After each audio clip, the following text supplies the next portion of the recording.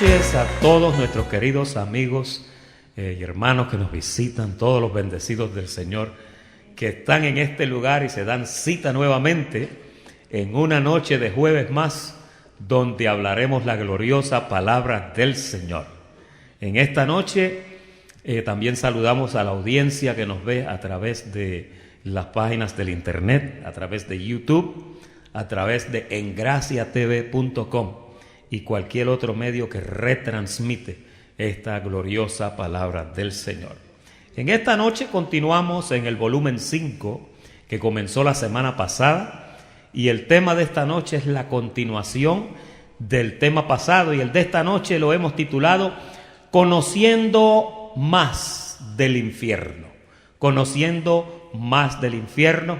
Ya el primer tema está en el internet. Si usted no lo ha visto, vaya a engraciatv.com o vaya a teexaltamosdios.org o métase a YouTube y ponga El origen del infierno, espacio Eladio Ramos, y ahí lo va a encontrar para que usted lo analice.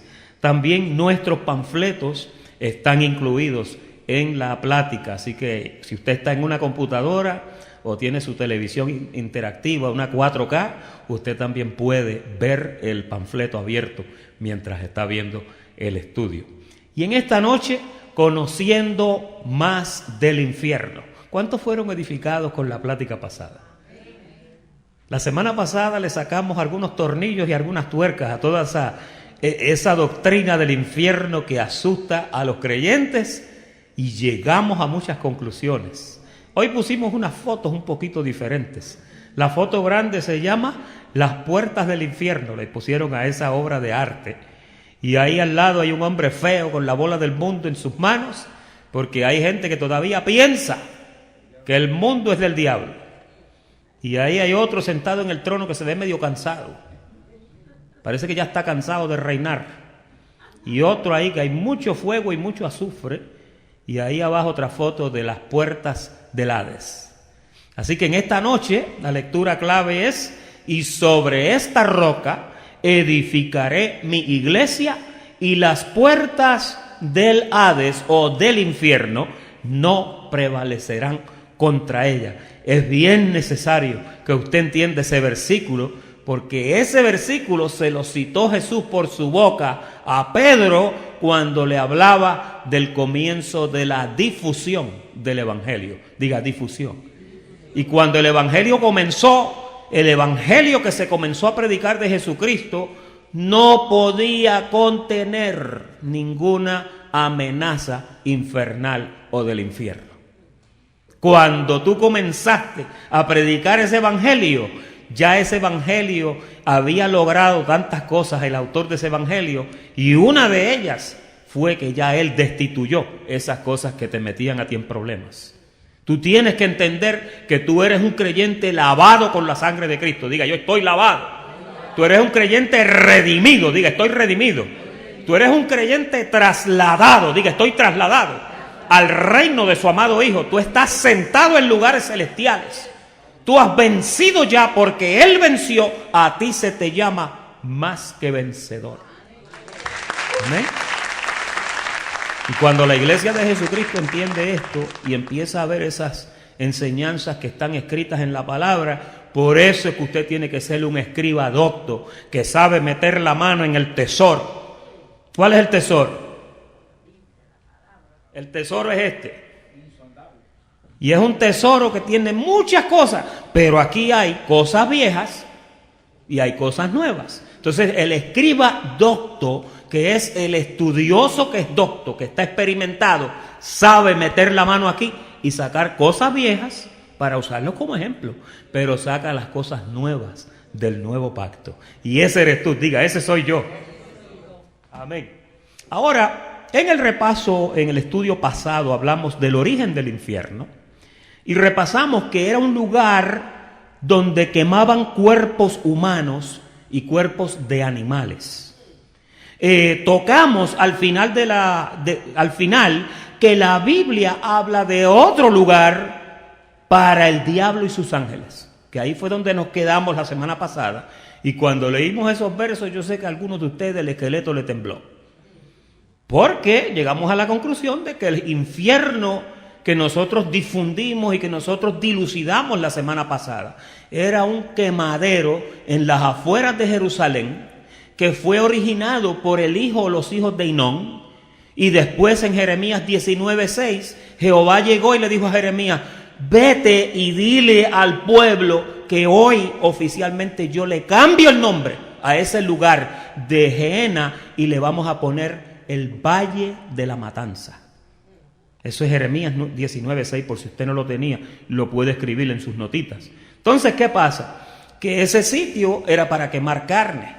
Hablamos de la mosca, hablamos del gusano, de por qué el gusano no muere. Jesús habló del gusano que no muere. La semana pasada nosotros explicamos hasta la estructura molecular del gusano. Y entonces entendimos todas esas cosas. Pero nos quedamos en ese punto de que hay un sitio preparado para el diablo y sus ángeles.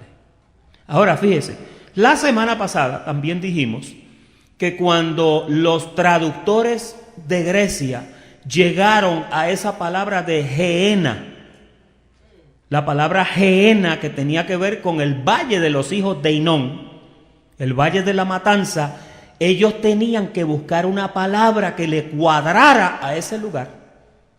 Y entonces en el idioma griego lo que hicieron fue que usaron la palabra infernum. Y la palabra infernum no es una palabra bíblica. Explicamos que en toda la Biblia, en los tres idiomas, el arameo, el griego y el hebreo, no aparece la palabra infernum. La palabra que aparece es Hades y Gehenna. Es decir, que la palabra infierno es un producto de la traducción griega y esa palabra infernum viene del latín. ¿Ok? Usted tiene que entender eso. Porque infierno fue un invento, no fue algo que Dios dijo. Dios habló del valle de Hinón, del valle de la matanza, de la palabra Gehenna y de la palabra Hades, pero la palabra infierno no tenía una traducción y esa viene del griego. Pero entonces, cuando leímos el libro de Segunda de Pedro 2, ¿se acuerdan los versos aquellos del 2 al 4? Que decía que no perdonó a los ángeles, sino que los lanzó al infierno. Después leímos a Mateo 25:41 que dice: al fuego eterno, preparado para el diablo y sus ángeles. Entonces inmediatamente la mente se fue a correr y pensó que hay un infierno para el diablo y sus ángeles. Y fíjese, si usted se da cuenta, los traductores que usaron la palabra infierno en el idioma castellano de su Biblia, cuando usted busca su Biblia, aparece la palabra tártaros. Diga tártaros. Mire, yo estuve haciendo reseña de esto y tuve que incluirle un par de pensamientos de lo que es la palabra tártaros proveniendo de la misma Grecia. ¿Ok? Está en su panfleto. Y tártaros en su teogonía, Hesíodo, que era un poeta de la antigua Grecia, vaya viendo esto, Hesíodo cuenta que Tártaro era una de las deidades primordiales. Acuérdese que los griegos eran los que estaban en la mitología. Mitología son muchos dioses. Ellos estaban en lo que le llaman el politeísmo. Diga politeísmo. Diga mitología. Y entonces la mitología era toda una enseñanza basada en mitos. Y la palabra politeísmo es que poli son muchos, tenían muchos dioses. Hace un par de semanas el pastor Frank, creo que fue el pastor Cestero, que nos habló del Areópago. El pastor Frank Rodríguez fue. Y en el Areópago había muchos dioses. Los griegos tenían un montón de dioses, Diana, Zeus, un montón. Y entonces, ¿qué pasa? Que cuando ellos hablan de tártaros, por ejemplo, este hombre dice que era una de las deidades primordiales, junto con Caos, Gea, que es la tierra, y Eros, que es una especie de amor, de afecto que ellos conocen. Cuando usted busca la palabra griega de amor, está el amor filios, está el amor agape y está el amor eros. Todos son tres diferentes tipos de amores. Nosotros practicamos los tres, ¿ok? Pero ellos los definen por nombre. Porque los griegos buscan sabiduría, Pablo lo dijo. Y entonces nosotros predicamos a Jesucristo. Porque en Jesucristo hay más sabiduría que en toda la palabrería del hombre. Entonces ahí dice, y padre de Tifón con Gea, que es la tierra. Fíjese. Ahora, también asevera que un yunque de bronce, oiga esto es una fantasía, un yunque de bronce caerá desde el cielo durante 9 días, se echen bajar, hasta alcanzar la tierra y tardará 9 días más, sigue cayendo, en caer desde ahí hasta el Tártaro, desde la tierra hasta el Tártaro. Ellos pensaban e ilustraban la distancia tan grande que había de ese lugar que se llamaba Tártaros. Pero si usted le pone matemática al asunto, la tierra ya tiene unas medidas. La tierra es grandísima, pero la tierra tiene un tope y tiene un fondo, ¿sí? Si usted hace un roto aquí y usted empieza a cavar y a cavar y a cavar, y si usted pudiera, usted cae en la China. ¿Ok? En la China cae usted. Hay una película que salió de Jane Fonda que se llamaba El Síndrome de China. ¿Se acuerdan de eso? The China Syndrome. Y lo que esa película enseñaba era que si había un accidente nuclear, un núcleo atómico podía seguir cortando la Tierra hasta llegar a China. Pero nuestro planeta tiene un fondo. Y la semana pasada también dijimos que muchos creían que el infierno estaba en el centro de la Tierra. Yo di una pequeña explicación científica de que la Tierra está llena del magma, de la roca ígnea. La lava que escupen los volcanes viene del centro de la Tierra, porque el centro de nuestro planeta está hirviendo todo el tiempo. Y es necesario, porque si eso no fuera así, nosotros fuéramos un planeta como Plutón o Marte y no tendríamos la elasticidad que tenemos. Así que usted vive dentro de una bola de fuego, pero ese fuego se queda allá abajo y no viene para acá arriba, ¿ok? Aunque muchos pastores te digan del púlpito que viene, no viene, ¿ok? Entonces, dice ahí que el Tártaro está tan por debajo del Hades como la tierra lo está del cielo. Mira qué explicación. Ustedes notaron que esa explicación es un poquito estrafalaria, es demasiado no tiene un fundamento, es flojo. Entonces, al ser un lugar tan alejado del sol y tan profundo en la tierra, está rodeado, oiga el lenguaje que usan, de 3 capas de noche, que rodean un muro de bronce que a su vez abarca el Tártaro. Ahí piensan que, parece que lo hicieron bastante seguro para que el diablo no se pueda salir. Yo pienso que es eso. Pero es una explicación. Yo le quise traer esto, acuérdese, esto es el pensamiento griego. Esto no es que yo estoy explicándole a ustedes lo que es el Tártaro. Esto es lo que ellos piensan que es.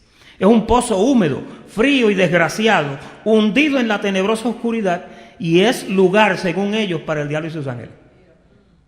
Mire, no importa cómo de frías estén las cosas, cómo de calientes estén las cosas, un espíritu no experimenta temperatura. La semana pasada explicamos, la carne física experimenta los cambios atmosféricos, pero un espíritu usted lo pone en el polo norte, en el polo sur, en el infierno, en la gloria, y es igual, porque los espíritus no se queman, ¿no?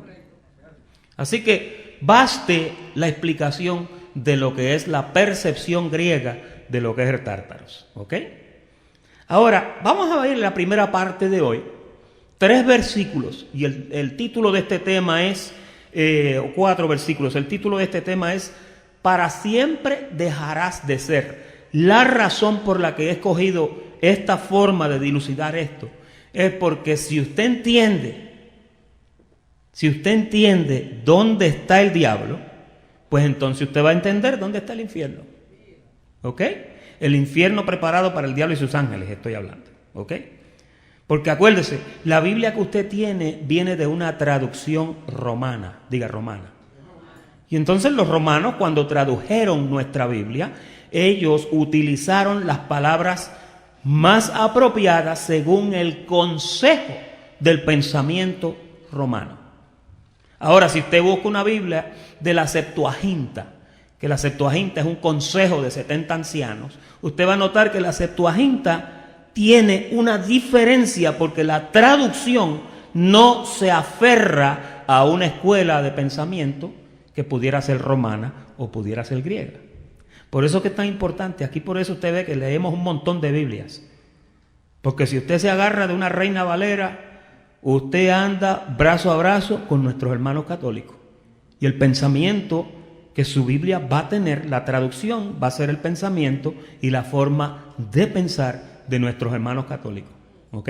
No estoy diciendo que es mala, pero usted tiene que abrirse a otras traducciones para entonces ver el retrato un poco más amplificado. ¿Ok? Ok. En esta escuela de ministerios aquí, nosotros hacemos hincapié en eso.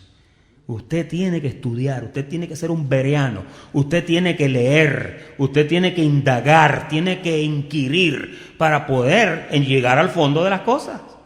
Porque si no, cualquier cuentecito usted se lo va a creer. Hay gente que vive en ministerios donde ni se lee la Biblia. Oh, no, yo simplemente creo lo que me digan del frente. No. El apóstol Pablo, mire, Lucas narra en el libro de los Hechos que los de Berea, cuando Pablo hablaba que era la autoridad apostólica de aquellos tiempos para los gentiles, dice que iban a las Escrituras e indagaban a ver si las cosas que Pablo estaba diciendo eran así o no. Y yo pienso que cada persona que se siente en una iglesia debe de ser así. Un bereano, un creyente que investiga, que analiza, que hace preguntas y que busca, porque eso te constituye un mejor ministro del Señor. Amén. Yo como que vine encendido, Ezequiel capítulo 26, verso 20. Yo lo que quiero que usted vea con estos versículos es que todo el tiempo cuando Dios habla acerca de lo que es el diablo, de lo que es Satanás y de lo que es el misterio de lo que fue Satanás, usted entienda que iba a tener un fin. Eso es lo que estamos mirando en esto que vamos a leer ahora. Y Ezequiel 26, 20 dice: y te haré descender con los que desciendan al sepulcro. ¿Quiénes son los que descienden al sepulcro? Los que mueren. Los sepulcros, con los pueblos de otros siglos. ¿Qué son siglos? Siglos son grupos de 100 años. ¿Cuántas generaciones hay en un siglo? 2,5, porque son de 40 años cada una. ¿Ok? En 200 años hay 5 generaciones. ¿Ok? En 100 años hay 2,5 generaciones. Cada generación dura 40 años. Ahora, dice, con los pueblos de otros siglos, y te pondré, oiga bien ahora, en las profundidades de la tierra, como los desiertos antiguos, con los que descienden al sepulcro. ¿Quiénes son los que descienden al sepulcro? Los muertos. Para que nunca más seas poblada. Aquí le está hablando como si fuera una ciudad, ¿ok? La ciudad de Tiro de Sidón. Y daré gloria en la tierra de los vivientes. Ahora mira el verso 21. Te convertiré en espanto. ¿Y qué dice después? Cuando usted ve eso, usted tiene que entender que ya ahí se le está profetizando por la boca de Dios mismo que va a tener un fin. ¿Ok? Hay gente que dice, no, los espíritus son eternos. Los espíritus son eternos, pero el único que le puede quitar la existencia a un espíritu es el mismo que lo creó. De ahí nadie más puede hacer esto, porque los espíritus son eternos, pero el que creó el espíritu también lo puede deshacer. Y ahí dice, está hablando de un espíritu, de una criatura que cuando la hicieron hubo fiesta en el cielo, porque no había uno más admirable que aquel. Dice que cuando crearon ese querubín, la fiesta que hubo fue como nunca antes. La plataforma más grande, el equipo de audio más tremendo.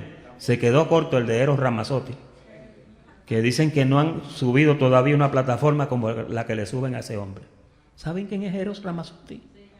Uno que canta, no puede haber, ese mismo. Serás buscada, dice, y nunca más serás hallada. ¿Por qué no? Pues porque la destruyeron. Dice Jehová el Señor. Ahora, mira Ezequiel 28. Aquí habló como si fuera una ciudad. Ahora va a hablar de una persona. Mira cómo dice. 17. Se enalteció tu corazón a causa de qué? A causa de Endor. Era una criatura extremadamente bella. Usted mira el fondo, la portada de este panfleto, y ese feo que está ahí con la bola del mundo no puede ser del que están hablando aquí. La gente pintan al diablo como la persona más fea del mundo, pero es al revés. Era la persona más bella y más hermosa que había. Si usted ve al diablo, usted cae de rodillas diciéndole: ay, papá, porque era una criatura hermosísima. Y ahí vamos a hablar un poquito de eso, porque mire, él no persuadió una tercera parte de los ángeles con cualquier cosa. Lo que pasa es que él andaba con una autoridad que le había sido dada, una sabiduría que le había sido dada, que la Biblia dice que él corrompió su sabiduría. Vamos a seguir leyendo. A causa de tu esplendor yo te arrojaré por tierra, delante de los reyes te pondré para que miren en ti. Con la multitud de tus maldades y con la iniquidad de tus contrataciones profanaste tu santuario. Yo pues saqué fuego de en medio de ti. Ahora, ¿qué dice la próxima expresión? El cual te consumió. Cuando usted mira en la Biblia fuego, fuego es sinónimo con agua o con espíritu. Si Dios dice que le sacó fuego de adentro, le sacó espíritu de adentro. ¿Y qué pasó cuando le sacó el espíritu? Se consumió. Y te puse en ceniza. ¿Usted sabe lo que es ceniza? Polvo.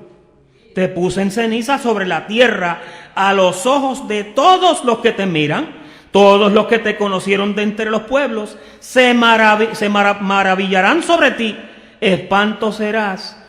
¿Y qué dice después? ¿De quién está hablando aquí? Está hablando de esa criatura hermosa. Las últimas palabras de estos versos que hemos leído también asevera y dice: para siempre dejarás de ser, denotando claramente, tenemos que llegar a una conclusión aquí, de que definitivamente va a dejar de ser, iba a dejar de ser, y ya dejó de ser. Vamos a ver el próximo verso que está en Isaías capítulo 14, versículo 12. Dice: ¿cómo caíste del cielo? ¿Dónde estaba él? Estaba en el cielo. ¿Cómo caíste del cielo, oh lucero, hijo de la mañana? Aquí vuelve y le habla las mismas palabras que le habló en el otro. En el otro le dijo: fuiste cortado por tierra. Aquí, o en el otro le dice: fuiste arrojado por tierra. Ahora aquí le dice: fuiste cortado por tierra. Tú que debilitabas a las naciones. ¿Cuáles naciones, pastor? Las naciones angelicales en las galaxias que componen el mundo espiritual. Le voy a decir dos cosas. Una de ellas, en una de las versiones más antiguas, originales de Génesis, dice que en el principio creó Dios los universos. Esa es una. La otra que te voy a decir es esta.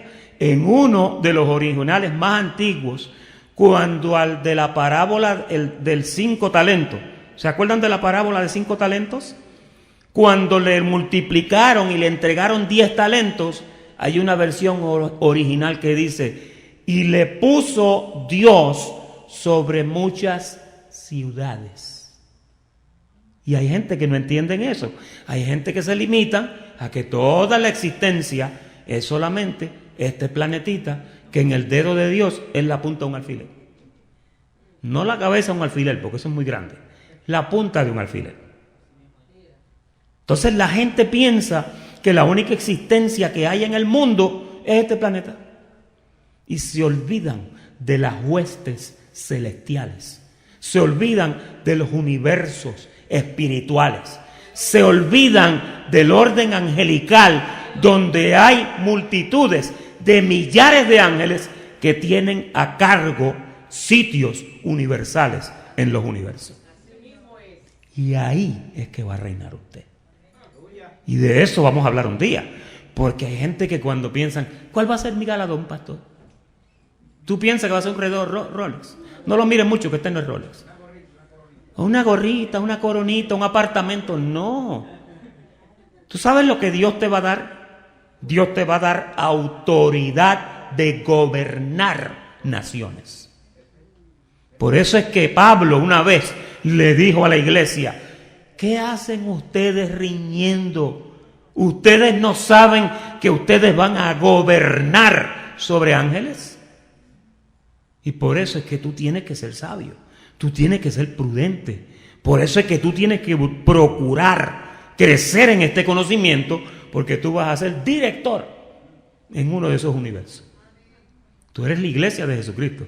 Pastor, yo no puedo. Así decía Moisés, que era tartamudo, y lo pusieron al frente de 6 millones de judíos. ¿Ok? Tartamudo, no sabía ni hablar. Así que nunca te tengas en poco, porque lo que Dios tiene para ti es grande. Recuerda también que tu competencia no es la tuya, sino que la competencia tuya proviene de Dios, que fue el que te hizo un ministro competente. Así que no te limites.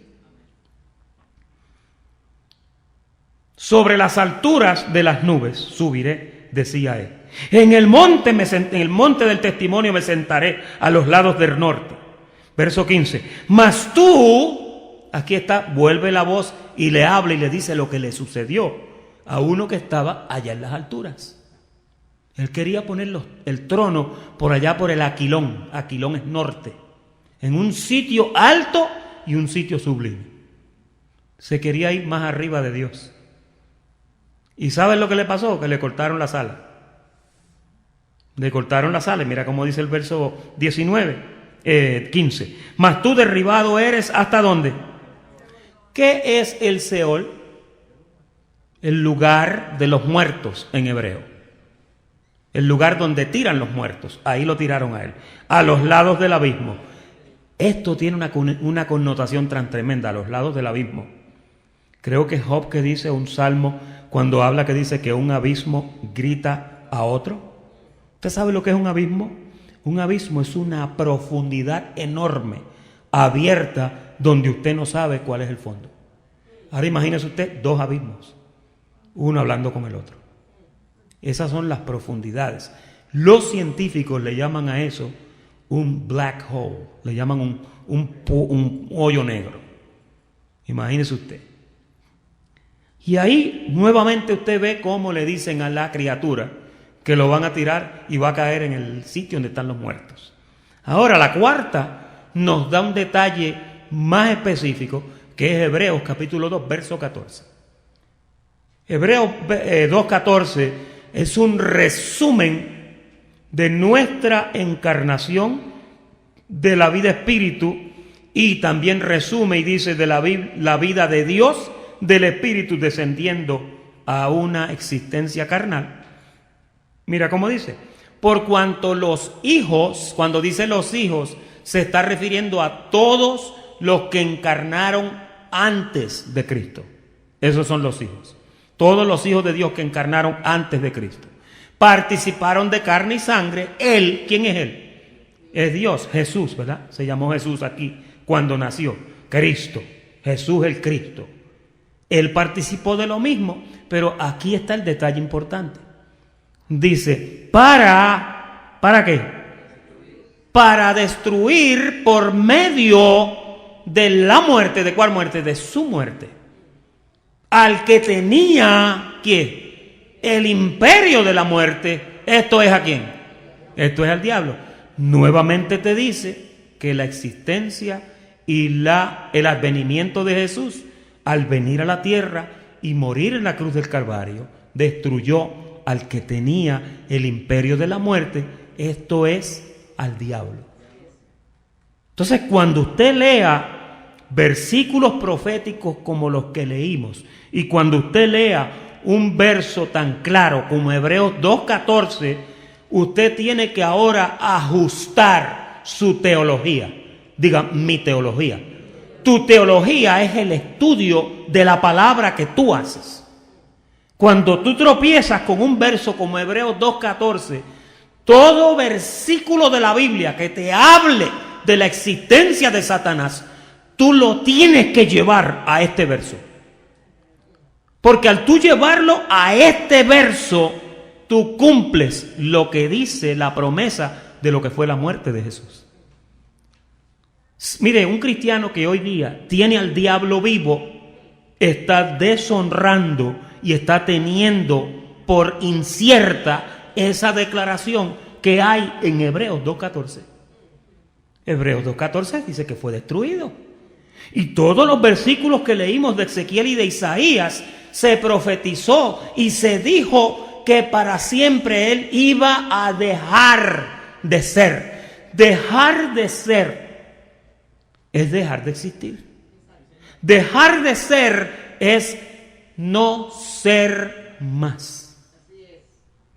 Eso no puede ponerse más claro, en palabras más claras que esta. Un cristiano que todavía le teme a Satanás no está entendiendo la Escritura cuando la lee. Porque se profetizó que iba a suceder y en la cruz del Calvario se hizo. Hermanos, todos los juicios que había que hacer se hicieron en el Calvario. Después del Calvario ya no hay más juicios. No los hay. Ponme ahí Hebreos capítulo 6, versículo 2. Hebreos 6, 2. De la doctrina de bautismos, de la imposición de manos, porque está hablando dejando ya los rudimentos de la doctrina de Cristo. Está hablando, vamos a dejar ya las primeras enseñanzas de la doctrina de Cristo. Siempre he tenido, pon el 1 para que lo podamos ver claramente, gracias. Siempre hemos dicho, yo no soy partidario de pensar que todo lo que Jesucristo enseñó no servía. Cuando yo interpreto a Hebreos 6, del 1 al 2, nunca vas a escuchar por mi boca que yo te digo que esas cosas hay que dejarlas porque no sirven. No, libre esté y líbreme Dios de decir eso. Lo que te estoy diciendo es que esas cosas tú las tienes que considerar como lo que fue tu primer grado en tu escuela, tu segundo grado en tu escuela. ¿Quién fue que te enseñó a ti 1 más 1 es 2? El primer grado. ¿Sí o no? ¿Quién fue que te enseñó el 2 más 2 es 4? El primer grado. Tú no puedes tener en poco. Ese fue el rudimento de tu aprendizaje. El primer grado, el segundo grado, no es que no sirve. Cuando un cristiano te habla, de esos cristianos por ahí que hay de gracia, que te cogen Hebreos 6 del 1 al 3 y te dicen que tú tienes que dejar todas esas cosas, porque eso no sirve. No, eso simplemente fue el principio de tu carrera de aprendizaje. Porque la doctrina de bautismos llegó con Juan el Bautista, ¿sí o no? Pero después de Juan el Bautista, ¿quién vino? Vino Jesucristo. ¿Y qué dijo Juan el Bautista por su boca? Yo a la verdad aquí los estoy bautizando con agua, pero el que viene detrás de mí no lo va a hacer con agua. ¿Significa eso que el agua no servía? No, durante el bautismo de Juan el agua servía. Pero una vez Cristo es introducido, ya el agua termina y comienza el fuego, el Espíritu. ¿Ves el punto?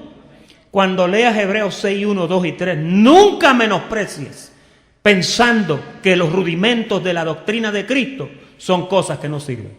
Pero sí son cosas que ya pasaron. Y ya pasó la doctrina de bautismos, ¿sí o no? Y ya pasó, ¿qué dice más ahí el verso 2? La última parte del verso 2. ¿El juicio qué? Fíjate que el juicio eterno se considera un rudimento, una de las primeras enseñanzas de la doctrina de Cristo.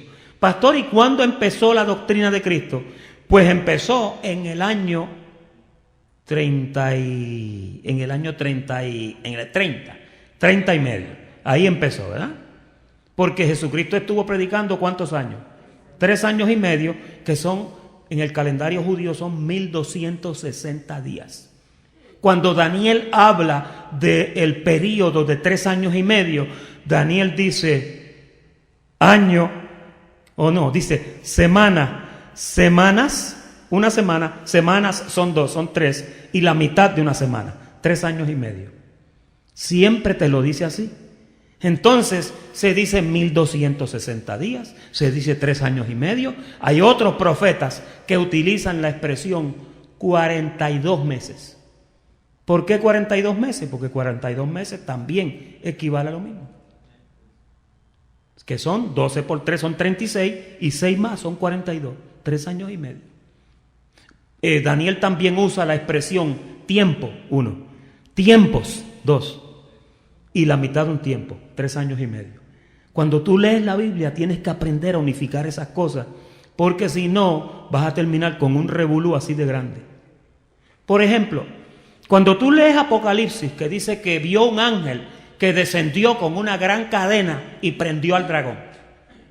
Cuando tú ves una cosa así, tú tienes que entender que eso fue antes de la cruz.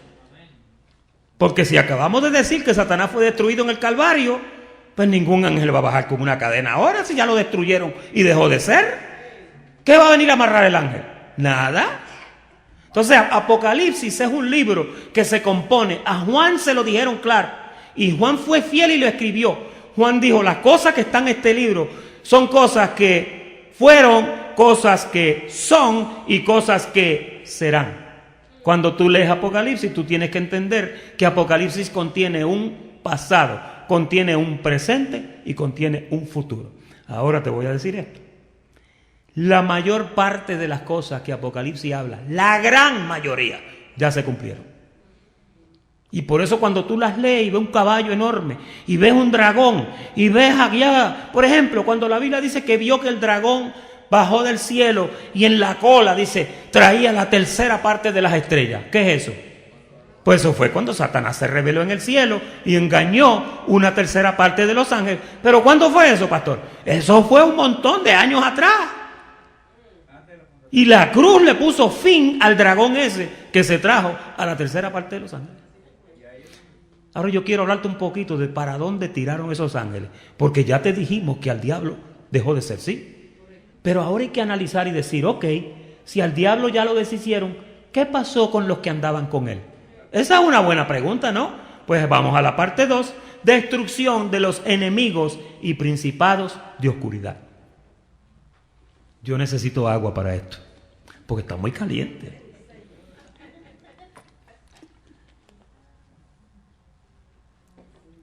Colosenses capítulo 2 y verso 13.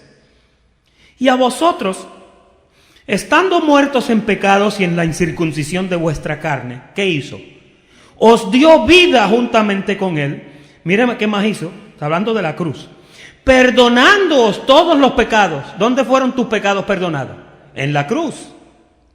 Anulando el acta de decretos que había contra nosotros. ¿Dónde fue eso? En la cruz. Que era la ley que nos condenaba, que nos era contraria, quitándola de en medio, la cruz, y clavándola ¿dónde?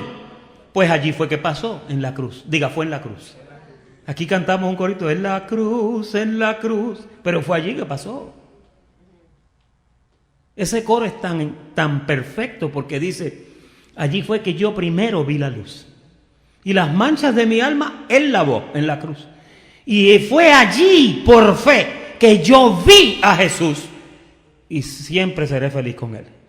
Eso hay que cantarlo. ¿Sabe por qué? Hay gente que han dicho, están volviendo a la vieja guardia. Y bien que sí, estamos parándolos en los caminos y preguntando cuál es la senda antigua. ¿De dónde fue que nos desviamos? Pero la senda antigua no es la senda de la ley. Es la senda de buscar la dirección de aquel que dirigía al hombre y a la mujer de Dios. Y ahí dice, versículo 15, porque en la cruz perdonaron tu pecado, clavaron el acta de decreto, te perdonaron todos los pecados. Y entonces mira ahora el 15, y despojando ¿a quiénes? A los principados y a las potestades. Ahí están los que andaban con él. Esos son los que andaban con él. Satanás fue uno y su ganga fue otra. Pues mira, en la cruz misma, donde él destruyó al que tenía el imperio de la muerte, esto es al diablo, allí también, diga allí también. Mira cómo lo dice, despojando a los principados y a las potestades, los exhibió públicamente. ¿Y qué dice después? ¿Cómo tú piensas que Jesús triunfó sobre ellos en la cruz? ¿Dándole un cocotazo? ¿O diciéndole échate para allá? ¿O haciéndole así? Cuando dice que los despojó públicamente fue que ya su morada y su lugar no fue encontrado más. Eso es lo que está diciendo. ¿Qué se acaba? Pues mira, hay que destruir el cartel completo. Él agarró al cabecilla y también agarró a todos los de la red que estaban con él. Ahí dice que triunfó sobre ellos públicamente. Vamos a otro verso, porque Jesús habló por su boca esto mismo. Juan capítulo 12, versículo 29. Y la multitud que estaba allí, de momento oyeron como un trueno fuerte en el cielo. Dijo, y había oído la voz, decía que había sido un trueno. Otros decían, un ángel le ha hablado. Verso 30. Respondió Jesús y dijo, no ha venido esta voz por causa mía. Fue una voz lo que escucharon, que era como una voz de trueno. Dice, no ha venido por causa mía. ¿Sabe por qué? Porque Dios no necesitaba escuchar ninguna voz, si era Él mismo. Pero Él hizo tremendo acto de ventriloquía ahí, ¿oíste? Porque dice, esta voz ha venido por causa de vosotros. Ahora, mira qué fue lo que dijo la voz. Versículo 31. Ahora es el juicio de este mundo y ahora el príncipe de este mundo será ¿qué? Será echado fuera. Tú tienes que entender que estaba hablando, el otro verso lo aclara. Y yo, si fuere levantado de la tierra, ¿de qué está hablando ahí? De la cruz, está hablando de la cruz. El otro profeta decía, y mirarán al que traspasaron. Cuando a Jesús lo crucificaron, Él fue levantado de la tierra. ¿Y de qué estaba hablando? De que el príncipe de este mundo iba a ser echado fuera cuando Él fuera levantado. Y dice, levantado de la tierra, a todos atraeré a mí mismo. Y decía esto dando a entender de qué muerte iba a morir. ¿Y cuál muerte era esa? La muerte de cruz. ¿Por qué Él se empeña en hacer una voz como de trueno y en decir que ahora venía ya el momento en que el príncipe de este mundo iba a echar fuera? Lo asocia directamente con el sacrificio de la cruz. Hermanos, Satanás fue destruido. Hermanos, los principados y potestades fueron destruidos. Usted tiene que entender eso. Pastor, ¿y con qué es que yo lucho? Tú estás luchando con el desconocimiento. Tú estás luchando con la mente entenebrecida que no ha terminado de entender que ahora es tu mente solamente y que ya aquel fue echado fuera.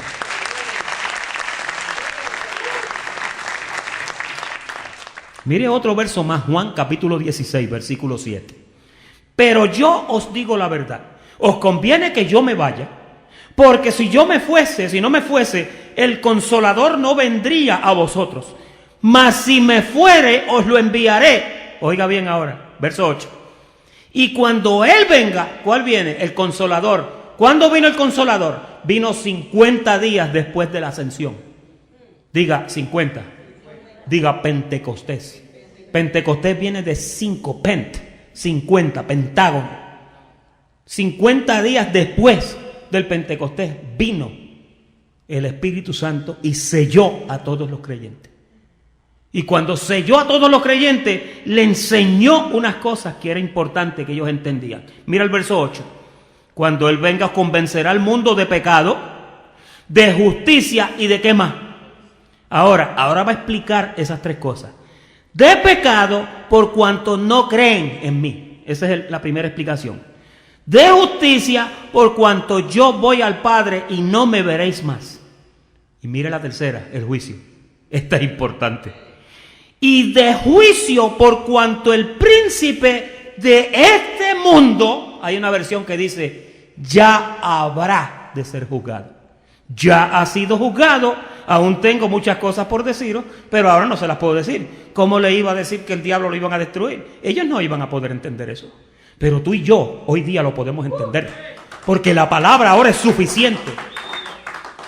Ahora se escribió más información. El Espíritu Santo permitió, y no solamente eso, mira, es el Espíritu el que está hablando, convenciéndote de juicio, dejándote saber que el príncipe de este mundo ya fue echado fuera.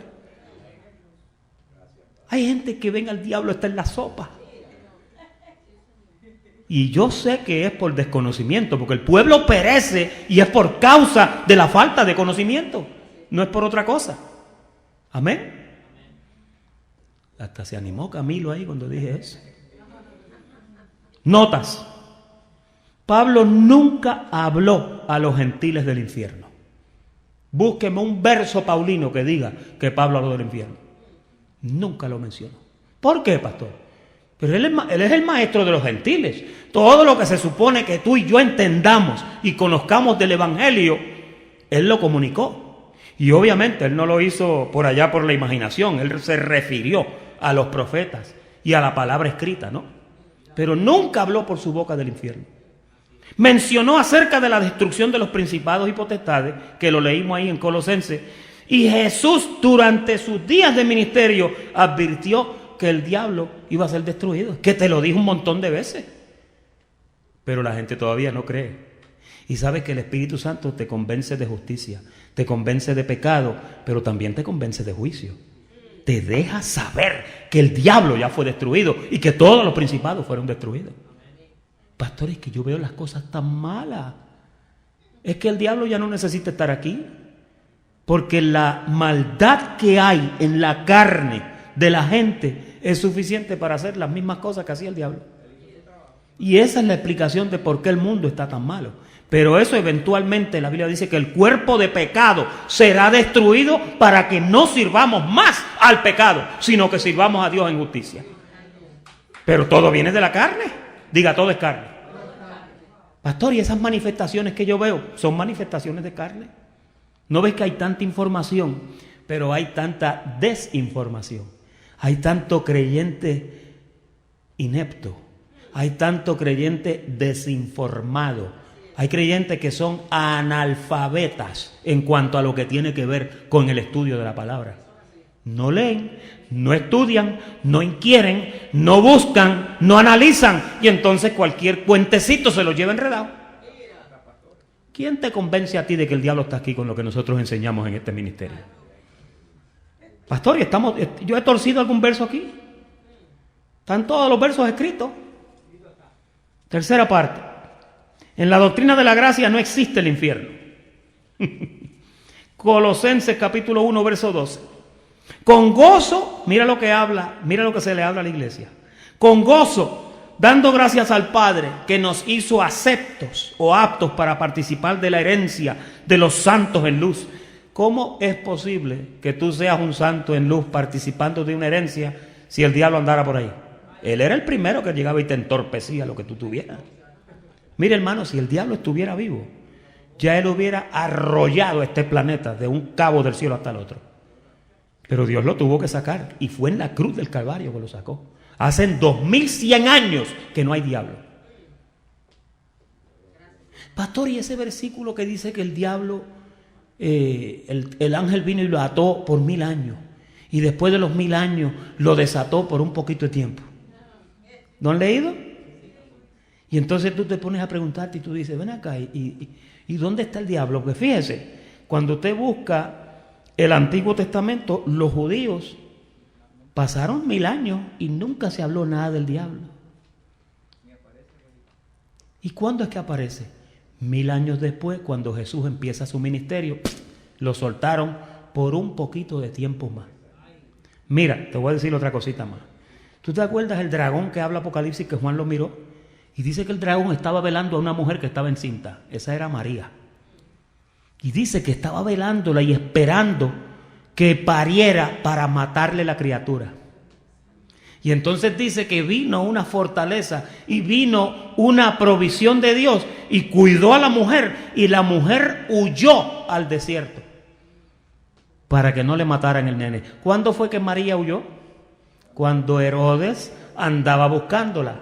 Si tú buscas escrituralmente, cuando la Biblia te habla en Mateo de Herodes, hubieron varios Herodes, no era uno solo. Y dice que cuando finalmente murió Herodes, entonces ellos volvieron al pueblo. Salieron del desierto y vinieron. Dice que fue guardado el niño para que no lo mataran. Juan estaba hablando en Apocalipsis de eso, de la mujer que estaba encinta. Yo pensaba que iba a salir otra mujer encinta y que ahora el diablo otra vez estaba aquí velando a Jesús para matarlo otra vez. Pero cuando entendí esto, ahora Apocalipsis se hace fácil.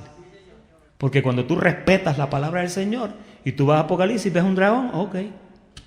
Pastor, ¿qué cosas usted ha encontrado en Apocalipsis que no se han cumplido? Te voy a decir. Apocalipsis capítulo 21. ¿Me puedes poner ahí el primer verso? Esto yo no lo he visto todavía. Si usted lo ha visto, usted me avisa. Yo no lo he visto. ¿Qué dice? Y vi, Apocalipsis 21, 1. María, dale.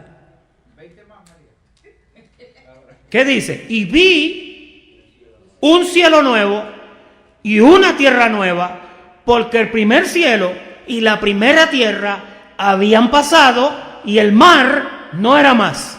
Bueno, hoy yo vi a Miami Beach, está ahí todavía. Eso no lo he visto todavía. Vi la calle 8, vi el Palmetto, estaba con todo el tráfico del mundo, la 36, aquello estaba infernal. Usted ha oído esa expresión, cuando algo está malo, si usted lo quiere poner como bien malo, ¿qué usted dice? Si hay mucho calor, ¿qué usted dice? Hace un calor infernal. Pero el cielo nuevo y la tierra nueva yo no lo he visto. Así que esto no se ha cumplido todavía, ¿verdad? Pastor, y el caballo blanco, y Jesús montado en el caballo, y que con justicia juzga y pelea, ya eso pasó. Ya él bajó en el caballo hace tiempo. Ya él bajó, ya lo hizo.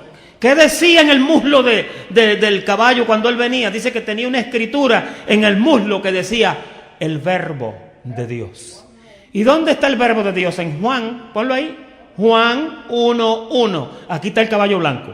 Lo que pasa es que como Apocalipsis habla de caballo, habla de ferrocarriles no, habla de yeguas, habla de dragones. Entonces, esos son tipologías y figuras retóricas que utiliza la Biblia para enseñarte cosas. Por ejemplo, Nabucodonosor soñó que había visto una estatua que tenía barro, tenía bronce, tenía los pies de barro, tenía hierro, tenía oro. ¿Y qué era eso? Bueno, yo pensaba que era el gigante de Carolina. No, eran reinos y cada pieza del cuerpo ese del gigante representaba un reino diferente. Cuando tú leas la Biblia, tú no la puedes coger literal, porque si tú la coges literal, te vas a meter en problemas. Apocalipsis es un libro con mucha ilustración tipológica. Y hay veces que tú miras eso y mira, todo lo que Apocalipsis habla está en la Biblia. O si tú lo buscas proféticamente está. La pregunta es ¿cuándo ocurrió? Tienes que saber buscar. Pero todo está ahí. Hay gente que dicen que Juan estaba loco y que Juan no entendía. Era verdad, habían cosas que no las entendía. Él estaba, imagínate, a mí con una revelación como esa, yo le llamaría una reventación. Yo estaría que no encontraba qué hacer. No era que Juan no sabía, no era que Juan estaba loco, no. El Espíritu Santo le habló a él todas esas cosas, pero se las ilustró así. Quizás es para que usted y yo aprendamos a estudiar y a buscarlas como son. Y ya yo te hablé de 2 o 3 esta noche. El cual nos ha librado, Colosenses capítulo 1, versículo 13, de la potestad de las tinieblas. ¿Cómo fue que te libró de la potestad de las tinieblas? Dime, te agarró así, te sacó y la potestad de las tinieblas se quedó allí. No, destruyó a las potestades y a los principados y ahí tú quedaste libre. No fue que te sacó de la jaula y dejó al león vivo. No, él mató al león y te sacó de la jaula para que el león no vuelva a agarrarte otra vez y meterte a la jaula. Entonces dice ahí, en quien tenemos redención por su sangre, el perdón de nuestros pecados. Mira, te voy a llevar ahora otra escritura que habla de ti como un principado, porque ya tú viste que destruyó unos principados allá y los despojó. Pero ahora aquí te habla de otros principados, pero estos principados somos tú y yo. Mira cómo dice Efesios 3:10. Para que la multiforme sabiduría de Dios sea ahora dada a conocer por medio de la iglesia, ¿a quién? ¿Lo ve, pastor, que nosotros le vamos a predicar a los espíritus endemoniados? No. Ahí lo que te está diciendo, mira, hay huestes. La Biblia a nosotros nos llama huestes. De la misma forma que a los ángeles se les llama huestes. No pude incluir los versos de huestes, pero si tú los necesitas, tú me llamas y yo te los escribo, o me escribes y yo te los envío. Huestes. Aquí dice que nosotros, la iglesia, le damos a conocer a los principados y a las potestades, conforme a esa multiforme sabiduría que Dios nos ha dado.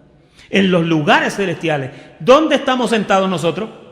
En los lugares celestiales. ¿Dónde es que nosotros vamos a comunicar esas informaciones a las potestades y los principados?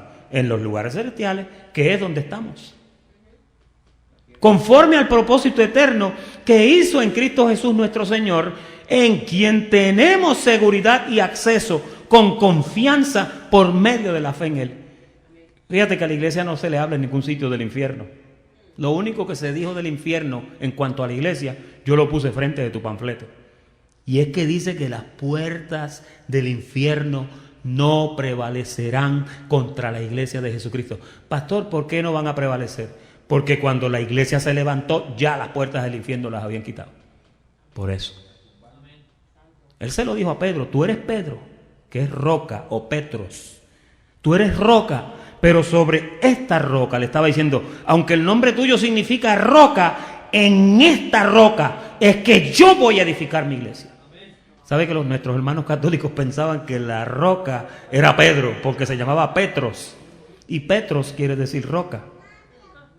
Pero era sobre él. Tú te llamarás Pedro, tú te llamarás piedra, pero en esta roca es que yo voy a edificar mi iglesia. Y las puertas del infierno no van a poder con ella. Porque no van a existir. Es así de sencillo. Pregunta: ¿y si el diablo fue destruido? ¿Qué pasa con los ángeles caídos? O sea, los hijos de perdición que mueren. Porque todavía hay gente que sigue naciendo que son hijos de perdición. ¿Sí o no? La Biblia dice que nosotros somos vasos de misericordia que Dios preparó de antemano para gloria. Por allá por Romanos 9:11 lo dice. Pero también dice que Dios preparó vasos de ira destinados para destrucción. Pastor, ¿y qué pasa con esos vasos? Cuando esa persona, cuando un bendecido muere, su espíritu va a Dios que lo dio y su alma va a la misma presencia del Señor. Y el cuerpo vuelve al polvo, porque para eso es lo único que sirve. Pero ¿y cuando muere uno que no es predestinado? ¿Qué pasa? Esa es una buena pregunta, ¿verdad? ¿Qué pasa con esa gente? Job, capítulo 4, versículo 17. Siempre es bueno estudiar esto, porque cuando usted lo busca así, usted se da cuenta que las cosas no son como te las dijeron. Aquí está. Job, capítulo 4, versículo 17. Mira qué lindo, síguele el hilo. Dice, ¿será el hombre más justo que Dios? ¿Así es que dice? ¿Será el hombre más justo que Dios? ¿Será el varón más limpio que el que lo hizo? Ahora, mira cómo comienza el verso 18, y ya aquí está hablando de otra cosa que no son hijos de Dios. Dice, he aquí en sus siervos no confía. Mira lo que dice después. Y notó que necedad en sus ángeles. ¿Cuáles ángeles tú crees que piensas que fueron los que él notó que eran medios necios? ¿Cuáles? Los que su necio corazón fue engañado y Satanás se los llevó arrastrado con él. Ahora, mira lo que dice que pasa con esa gente. ¿Cuánto más los que habitan en las casas de barro, que son los cuerpos físicos, ¿no? Más necios, ¿no?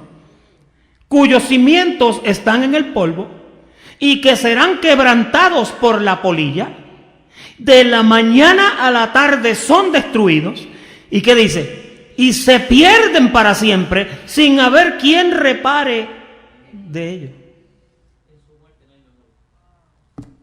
Mueren y desaparecen. ¿Cuál es la idea de que un hijo de perdición muera y lo metan a arder en algún sitio? ¿Cuál es la idea? ¿Qué son ellos, hermano? Son vasos de ira preparados para destrucción. Es que lo dice la Biblia. Pónmelo ahí, Romanos capítulo 9. Porque es que esto lo están viendo por el internet y pueden decir que yo estoy inventando. Romanos capítulo 9, versículo, te voy a decir cuál es. Versículo 17. Porque la Escritura dice a Faraón, le habla a Faraón, para esto mismo te he levantado, para mostrar en ti mismo mi poder y para que mi nombre sea anunciado por toda la tierra. Al Faraón lo levantaron para eso. Pastor, ¿y cómo están anunciando por toda la tierra? Lo estamos hablando aquí ahora mismo. ¿Cuántos predicadores no hablan de Faraón y de Moisés y del pueblo de Israel y que del Faraón que están hablando? Dios lo levantó para eso. Versículo 18. De manera que de quien quiere tiene misericordia, y al que quiere endurecer, endurece. Pero me dirás, ¿por qué pues sin culpa? ¿Y quién ha recibido que es con Dios? Dirá el vaso al alfarero, dirá el vaso de barro al que lo formó, ¿por qué me has hecho así? Mira ahora viene lo que Dios hace. ¿O no tiene potestad el alfarero sobre el barro para hacer de la misma masa los cuerpos humanos? Un vaso para honra y otro para qué.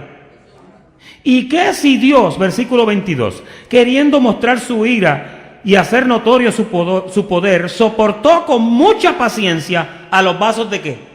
De ira, preparados para qué? Y para hacer notorias las riquezas de su gloria, las mostró para con los vasos de misericordia que Él preparó de antemano. Eso es predestinación. Para su gloria, los cuales también ha llamado, esto es, a nosotros, dice Pablo, y Él es gentil. Así que usted es uno de sus vasos que Dios preparó para misericordia. El hijo de perdición muere y desaparece y no hay de él memoria. No la hay, desaparecen y no hay quien repare. El cierre está en la parte de atrás de su panfleto, debajo de las notas. Todos los juicios se llevaron a cabo, ¿dónde? En la cruz del Calvario, debajo de las notas, en la parte de atrás. Lo único que resta, lo único que resta es la redención de nuestro cuerpo y la continuación de la vida venidera con Él. Eso no ha llegado. Hay gente que dice, no, ya Jesucristo vino. Oh, sí, no me di cuenta, todavía estoy con el cuerpo no glorificado. ¿Cómo fue eso? La Biblia dice que primero es mi transformación y después viene lo demás. Pero de eso vamos a hablar la semana que viene. La iglesia no debe de hablar ya de condenación, porque ninguna condenación hay para los que están en Cristo. Romanos 8, 1 y 2. El rudimento del juicio eterno tampoco lo debe de hablar la iglesia. Así que en resumidas cuentas, este es el tema de conociendo más del infierno, más de esto. No te puedo decir porque no lo hay.